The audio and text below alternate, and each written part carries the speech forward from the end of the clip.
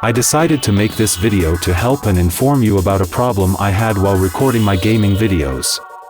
So, for those of you who, like me, use NVIDIA Overlay to make your gaming videos, I warn you to watch this tutorial that I'm about to show you.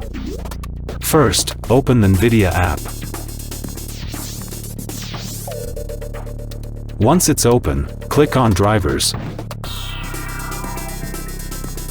Then click on Install, and this is where you need to pay attention to a very important detail. You have to choose Custom Installation instead of Express Installation in order to access the option that really matters: the Clean Installation option. Doing this will prevent you from getting errors in your video recordings, like the one I'm about to show you.